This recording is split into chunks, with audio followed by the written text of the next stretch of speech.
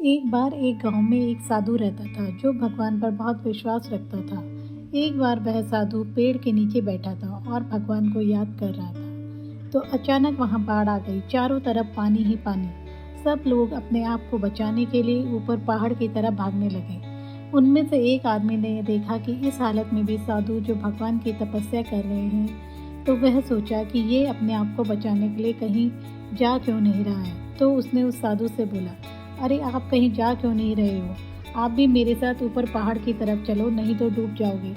साधु बोला, अरे हमें क्या होगा, मैं भगवान की इतनी तपस्या करता हूँ, तुम जाओ, मुझे कुछ नहीं हो सकता। भगवान मुझे बचाने अपने आप आएंगे। धीरे धीरे पानी साधु की कमर तक आ गया। अब लोग वहाँ से नाव लेकर निकलने लगे। तो उनमें से एक ने साधु से कहा, अरे पानी आपकी कमर तक आ गया है, आप हमारे साथ चलो। तो साधु ने कहा, नहीं नहीं, भगवान मुझे अपना आप बचाएगा। और वह नाव वाला भी वहाँ से निकल गया। कुछ देर बाद पानी इतना बढ़ गया कि साधु के सर तक पहुँच गया। अब लोगों को बचाने के लिए हेलीकॉप्टर निकलने लगे। एक हेलीकॉप्टर साधु के पास आया, जो कि आखिरी हेलीकॉप्टर था। साधु के पास नीचे रस्सी फेंकी और बोला, इसे पकड़ो और ऊपर आ जाओ, नहीं तो आप डूब जाओगे। यह आखिरी हेलीकॉप्टर है और आपके पास में अब कोई दूसरा रास्ता नहीं है बचने के लिए। साधु ने कहा, यह रस्सी वापस ऊपर खींच लो और आप चले जाओ। मुझे भगवान के ऊपर पूरा भरोसा है, वह मुझे बचा लेंगे।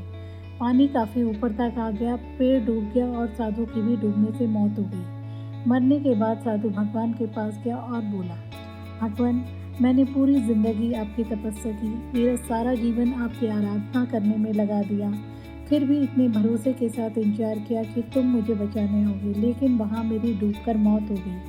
तुम नहीं आए, ऐसा क्यों? भगवान बोले, मूर्ख इंसान, एक नहीं 3 बार आया था। वो तीनों बार मैं ही तो था, पहला पैदल, दूसरा नाव के द्वारा और तीसरा हेलीकॉप्टर के द्वारा।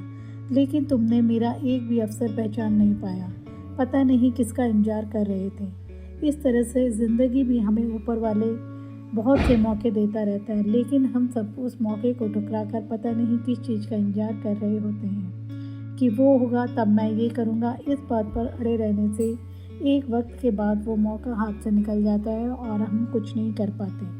तो किसी भी अच्छे समय का इंतजार मत करो, जो भी करना है आज और अभी से शुरू कर दो।